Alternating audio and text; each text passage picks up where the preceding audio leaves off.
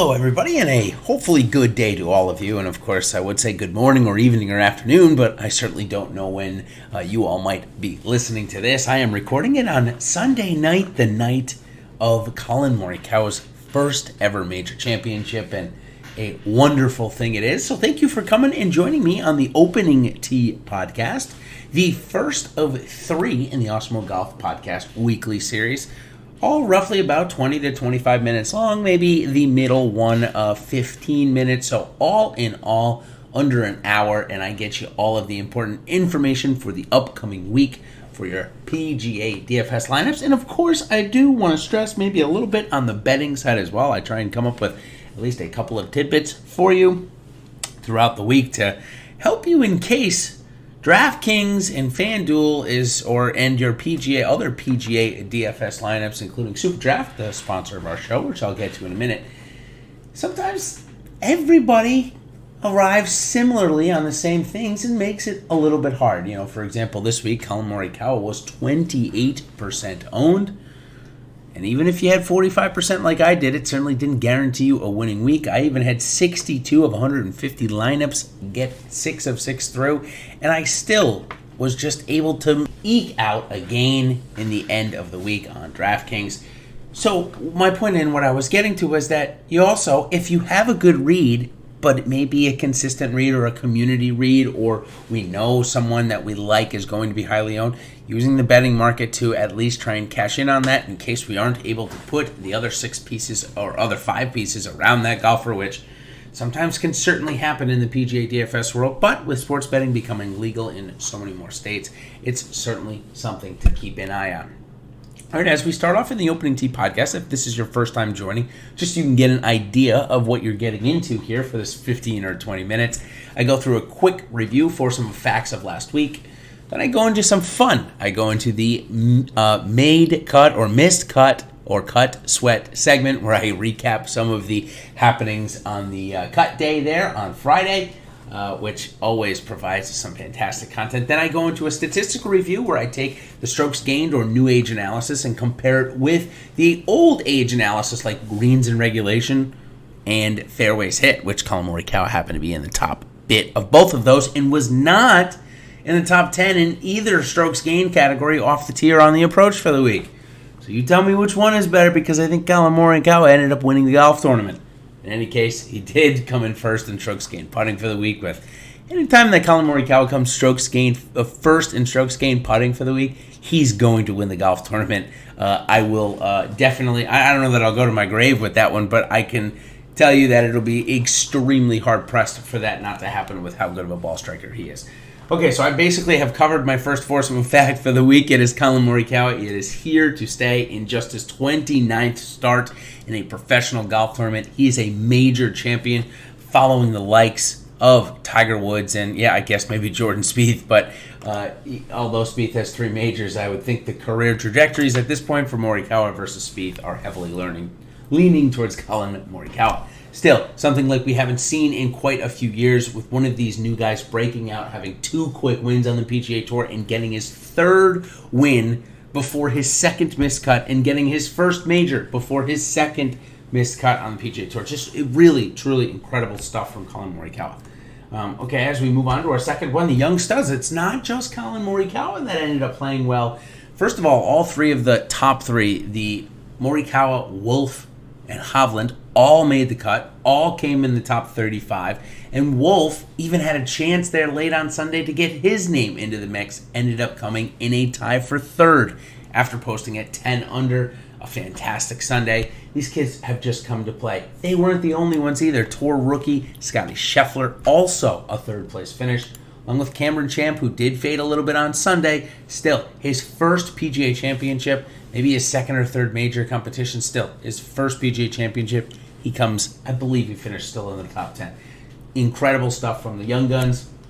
A couple of other guys that played well. DJ almost played well enough to win again. The guy is just becoming a bridesmaid in these majors. Still definitely heading to the Hall of Fame, and maybe an asterisk in the Hall of Fame results will be DJ's majors, where it'll show a bunch of top 5s, just only that one win so far. Paul Casey doesn't even have one of those yet. Another great showing. Tony Finau, poor guy, another top 5. I shouldn't say poor guy. He's definitely not poor. He got a healthy paycheck this week, but still can't get it done. Bryson, finally a good showing. He breaks a little bit of the barrier down as he finally gets his first top 10 in a major. Maybe breaking that egg off his back. Whistling Straits is ahead of us in just 2 months. Maybe a place for Bryson to get his first ever major championship. Justin Rose, nice bounce back, while Xander Schauffele continues his march of good major form. Still not able to get over the hump. Okay, and the last one I'm going to say is Andy Sullivan. Last thing I wanted to talk about. He ended up going out and shooting 63, I believe, in that second round and rode that to his first victory in a little while at the English Championship. A guy that not too long ago was in the millionaire making winning contest for the Open Championship a couple of years ago. I believe the year that Spieth won, he was in that lineup. So Andy Sullivan, maybe a player to watch as we move forward here. I don't know if he'll get invited to the U.S. Open. I'm going to guess not, but still a guy that is certainly in form. Okay, now before we move on to our Not Your Average Cut Sweat segment, and for me, Max Homa on my SuperDraft team was the only thing that prevented me from having a great lineup, as I had Morikawa and Koepka and Schauffele all on the same team, which with their multiplier should have gotten me a good cash, but sadly Max Homa at 1.35x, I chased the multiplier and I failed. However, if you don't know what I'm talking about with the multiplier, a great time for me to bring up SuperDraft. The future of daily fantasy sports has arrived. Experience SuperDraft's exclusive game mode multiplier. Say goodbye to salary restrictions and hello to lineup freedom. Use your fantasy sports knowledge to draft any player you want and build your very own dream team. They've got daily contests going on right now covering MLB, NBA, PGA, NASCAR, MMA, and so much more. You can build countless lineups possibilities that let you experience daily fantasy sports the way you want and play it all year round. So now for SuperDraft today using promo code Awesemo10 and you get $10 free on your first deposit of 10 or more and 20 total free on your first deposit of 100 or more. Download in the App Store or play at superdraft.io. SuperDraft, no limits and more winning.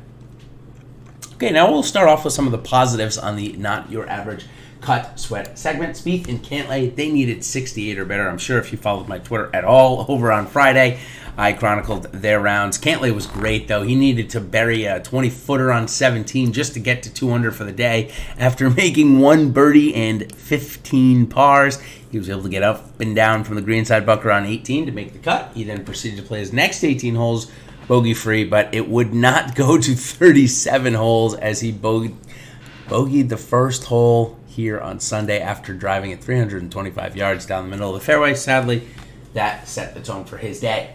Charles Schwartzel also, I loved ESPN's coverage coming down the stretch. They showed every guy that had a chance to make or miss the cut. Charles Schwartzel was one of those. He nailed a 15-footer to make the cut and had a decent weekend and earned himself some good money. Ches Reavie also had about a 7-footer to make that ESPN showed us. Appreciate that. And he made it to make the cut. However, on the other side, there were way more people on the other side making, or missing putts, I should say. First, we'll start with Christian Bezuidenhout, who he needed a 4 on 9 and couldn't. He missed a 20-footer for par. Gooch had a 15-footer for birdie, missed. Sean Norris had a 15-footer for par. He missed. Jim Furyk needed 4 on 18. He missed a 7-footer for par. Ricky Fowler, we're going to transition into Ricky Fowler now. Possibly the worst missed cut in the history of missed cuts at majors. I'll just say at majors because I think it definitely will qualify. He gets to -1. He's in the golf tournament. He's 4 under for the day, coming to the last couple of holes on the back 9. He had just come off a really bad hole on 16. He made bogey, so he's back to even par, right? And he comes to 17. It was not a great shot. Chipped up to 9 feet, missed the 9-footer, and had 6 inches left. I kid you not, 6 inches left, and he whiffed it. It's almost very reminiscent of the Hale Irwin from so long ago.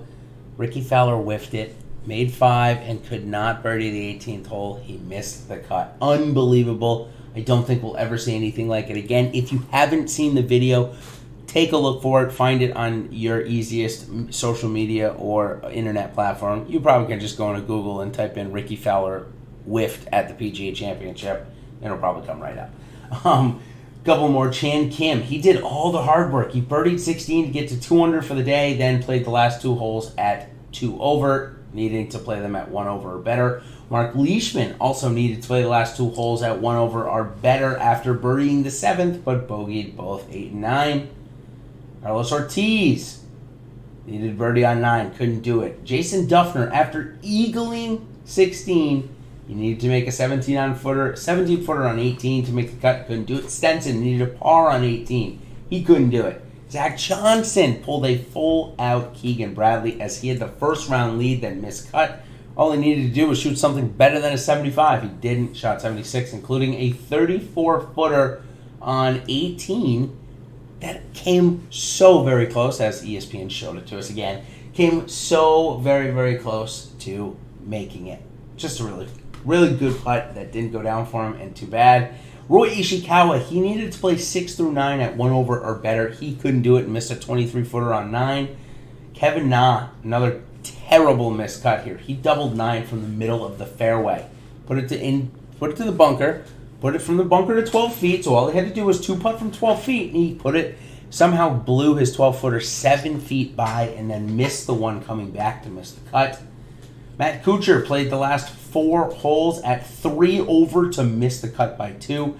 Funny enough, Lucas Glover did that exact same thing as Matt Kuchar did. Jason Kokrak shot 40 on the back 9, or the front 9, his final 9 holes.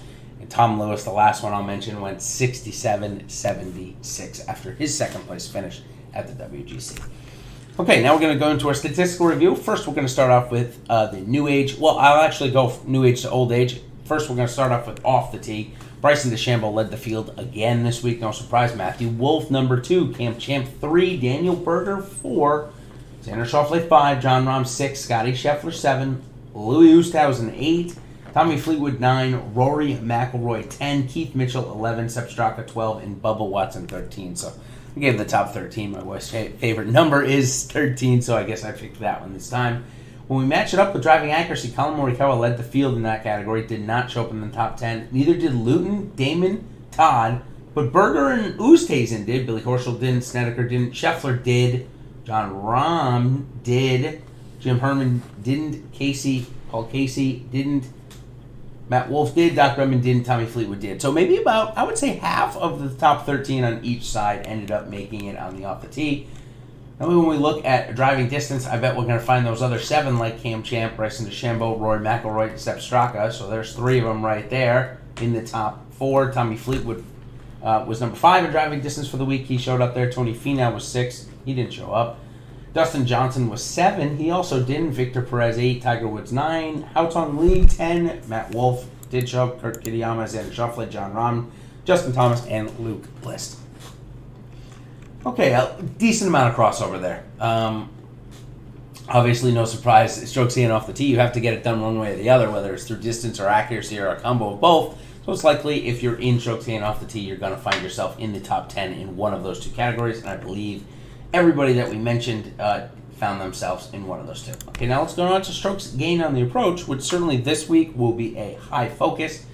Although I don't think a lot of these guys are playing, but some of them certainly are. Jason Day, Tony Finau, Matthew Wolff, Paul Casey, who is playing, Russell Henley, Justin Thomas, Brooks Koepka, Lanto Griffin, Luke List, Kevin Kisner, Haotong Li, and Ryan Palmer. When we look at greens in regulation, we should see a decent crossover here. Matthew Wolff, Paul Casey, Jason Day, Cameron Champ. So the first 3 do show up. Then Cameron Champ doesn't, Oosthuizen doesn't, Finau doesn't either. Morikawa then, Scheffler, Kim, Haotong Li, so he shows up. Luke List shows up. Bubba Watson, Xander Schauffele, Patrick Reed, John Rahm, and Lanto Griffin. So I would say maybe a 60 or 70% crossover there. Interesting to see Colin Morikawa, again, not in the top 10 in either of those 2 stats, but he was number 1 in strokes gained putting as Victor Perez, also a good week. Number 2, Justin Rose, 3, Brendan Todd. Number 4, Dustin Johnson. Number 5, Joel Damon. Number 6, Kevin Kisner. Number 7, Harris English, again, top 10 in strokes gained putting. He was 8. Doc Redman, 9. Danny Lee, 10. Victor Hovland, Scotty Scheffler, and Bryson DeChambeau round out the guys near the top 10. So very interesting to see Victor Hovland getting hot with his putter. might be a good sign for him moving into the playoffs.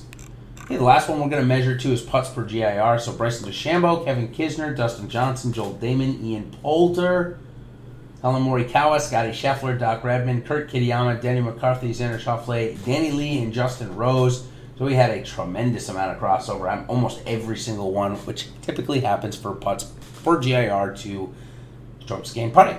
Okay, now top birdie review. Going to be a lot of birdies this week coming in at Sedgefield Country Club, which we'll learn about in just a couple of minutes here.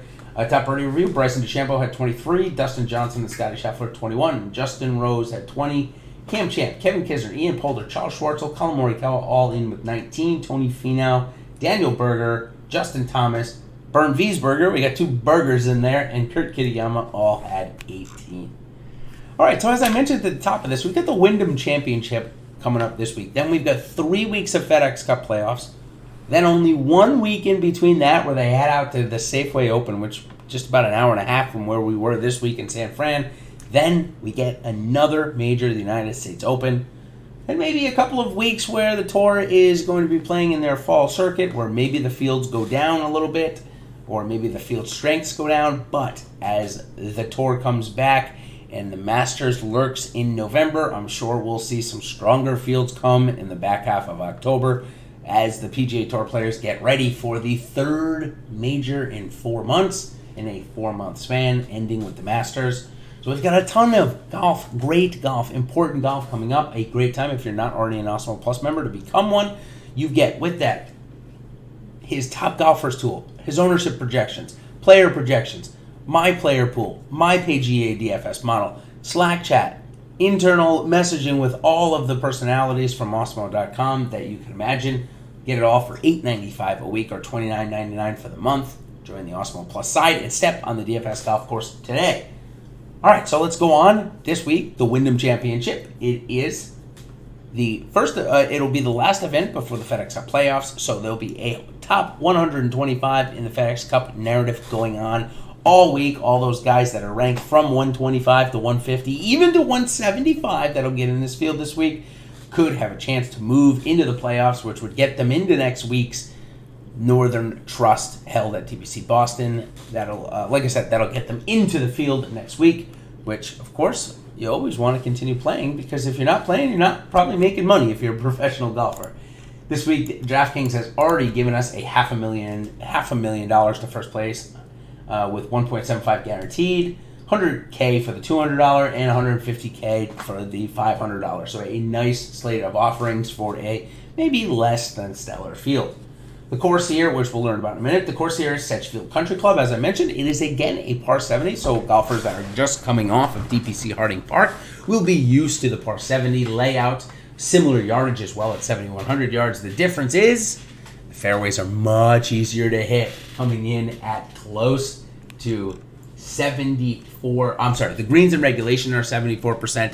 The fairways hit are 64%. Scrambling is also right around in that mid-60s. All on the much easier side. Once you're on the green, though, certain spots can be very hard. Did rank in the top 10 in certain putting statistics from the tour last year. But still, with 65% fairways and 74% greens in regulation, you're in only 2-inch rough, you're going to get low scores. Let's see why you get those low scores and some of the course breakdowns or course yardages. 4 par 3s, 174, 223, 235, 175. 11 par 4s, 442, 428, 423, 374, 416, 440, 486, 403, 406, ending with a 507. So tremendous amount in that 400 to 450 range. Almost every single one of them.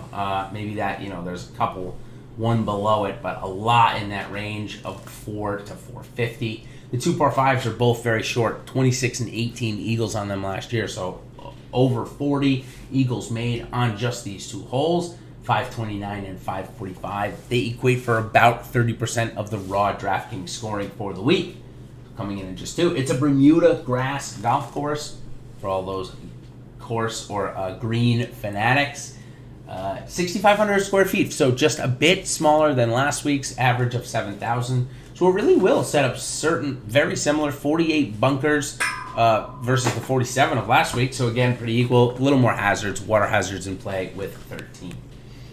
All right, let's talk about the field now. The field, of course, as it normally is for a normal PGA Tour event. Winner of the majors, winner of the players, winner of WGC events, winner of invitationals, then tourney winners for the last 2 years, then career money exemptions being used by Luke Donald and Bo Van Pelt. Then we get sponsors exemption this week, Arjan Atwal, Carl Peterson, Akshay Bhatia, the 18-year-old professional golfer, Harris English, who still needs him, I guess, at this point. Probably won't coming up next year. William Gordon, one of my favorite new toys to play. He is in the field this week. And Bill Haas, also getting a sponsor exemption. Next category would be the past champions, where Davis Love III, who has ended his role with CBS. Thankfully, he was not very good at it. He'll be playing this week, as will top 125 non-members from last year, including Doc Redman and Matt Wallace, 2 good players there. Major medicals, we got a bunch of them playing on this week. Brunson Burgoon, Chris Kirk, Charles Schwartzel, who's been playing real well lately, Grayson Murray, Hudson Swafford, Wesley Bryan, and Greg Chalmers. Also, a bunch of guys from the top 10 from the previous event that they played in, held by the PGA Tour. Fabian Gomez, Mateus Schwab, Robert Streb, Maverick McNeely, Alex Noren, and Seamus Powers. The last golfers that make up this field is the Korn Ferry Tour Reordered, which I believe I saw every single person from that Korn Ferry Tour from 1 all the way to 50 getting in on the field. So interesting there that it's one of those events where you got to dig deep down and look at some stats and look at some good course fits to try and build out a good lineup, with it being a little thin once you get by the top 20 or so ranked golfers in the field. All right, what are the important statistics from this week? Well, if you go look at the previous winners, especially the last 2, we've got JT Poston and Brandt Snedeker, 2 of the best putters on the PGA Tour, ranked inside the top 10. But what I found interesting about the last 4 winners here is that they all came inside the top 3 on strokes gained on the approach. None of them gained over a stroke on average off the tee. So really, off the tee is not a huge help here. First off, there's not a significant distance advantage because the rough, first of all, isn't that long. And second of all, the par 4s aren't long to begin with. At a par 70, only 7,100 yards, there's only so many times that a driver can really benefit you. So that's why we see probably off the tee not really that important this week.